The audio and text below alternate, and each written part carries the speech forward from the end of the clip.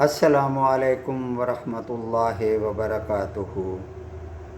ترجمہ قرآن مجید کا سلسلہ آگے بڑھاتے ہوئے آج ہم سورہ اعراف کی آیت نمبر 175 سے 183 تک کا ترجمہ پڑھیں گے۔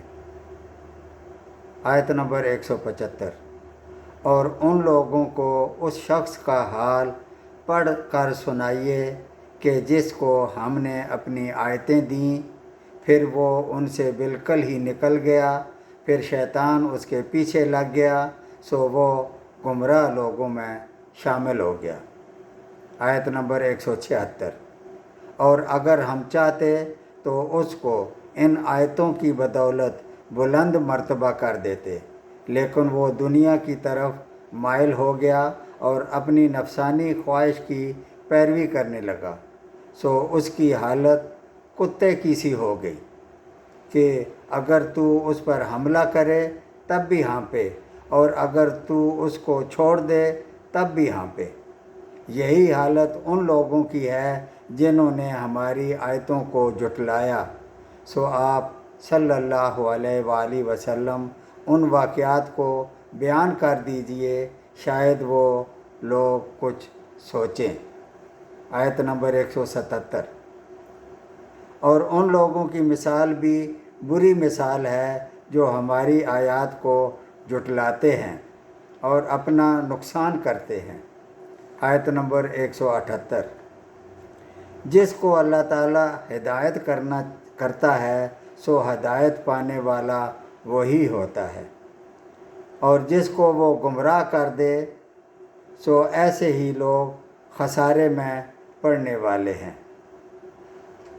آیت نمبر 179۔ اور ہم نے ایسی بہت سے جن اور انسان دوزخ کے لیے پیدا کیے ہیں جن کے دل ایسے ہیں جن سے وہ نہیں سمجھتے، اور جن کی آنکھیں ہیں جن سے وہ نہیں دیکھتے، اور جن کے کان ایسے ہیں جن سے وہ نہیں سنتے۔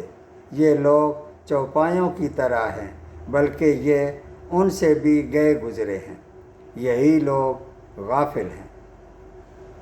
یعنی دل، آنکھ، کان، یہ چیزیں اللہ تعالیٰ نے اس لیے دی ہیں کہ انسان ان سے فائدہ اٹھاتے ہوئے اپنے پروردگار کو سمجھے، اس کی آیات کا مشاہدہ کرے اور حق بات کو غور سے سنے۔ لیکن جو شخص ان حواس سے یہ کام نہیں لیتا وہ گویا چوپایوں کی طرح ہے۔ آیت نمبر 180۔ اور اچھے اچھے نام اللہ تعالیٰ ہی کے لیے ہیں، سو ان ناموں سے اللہ تعالیٰ ہی کو موسوم کیا کرو، اور ایسے لوگوں سے تعلق بھی نہ رکھو جو اس کے ناموں میں کج روی کرتے ہیں۔ ان لوگوں کو ان کے کیے کی ضرور سزا ملے گی۔ آیت نمبر 181۔ اور ہماری مخلوق میں ایک جماعت ایسی بھی ہے جو حق کے موافق ہدایت کرتی ہے اور اس کے موافق انصاف بھی کرتی ہے۔ آیت نمبر 182۔ اور جو لوگ ہماری آیات کو جھٹلاتے ہیں ہم ان کو بتدریج گرفت میں لیے جا رہے ہیں، اس طور پر کہ ان کو خبر بھی نہیں۔ آیت نمبر 183۔